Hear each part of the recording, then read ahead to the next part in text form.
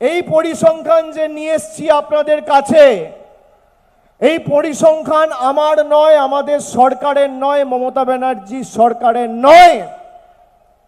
এই পরিসংখ্যান কেন্দ্রের স্বরাষ্ট্র মন্ত্রকের পরিসংখ্যান।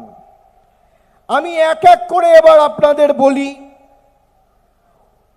দেশের স্বরাষ্ট্রমন্ত্রী অত্যন্ত ব্যস্ত মানুষ, হতেই পারে দেশের অর্থমন্ত্রীর সাথে তার কথা হয় না, হতেই পারে অর্থ সচিবের সাথে তার দেখা হয় না, কথা হয় না।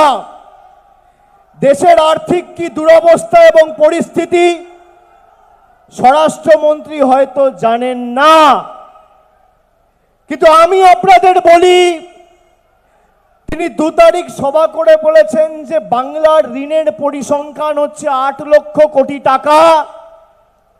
আর কোনো বাচ্চা যদি, শিশু যদি বাংলায় জন্মায়, এটা ভালো করে সবাই শুনবে, কোনো শিশু যদি বাংলায় জন্মায় তার মাথার উপর 77,000 টাকার ঋণ নিয়ে এসে জন্মাচ্ছে, তিনি বলেছেন।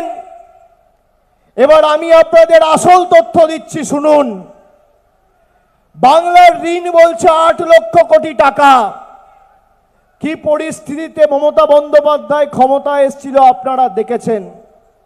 বাংলার মানুষকে মমতা বন্দ্যোপাধ্যায় কেন্দ্রের বঞ্চনা ছাড়াও একাধিক উন্নয়নমূলক প্রকল্প ডাইরেক্ট ব্যাংক ট্রান্সফার করে তাদের অ্যাকাউন্টে পৌঁছেছে।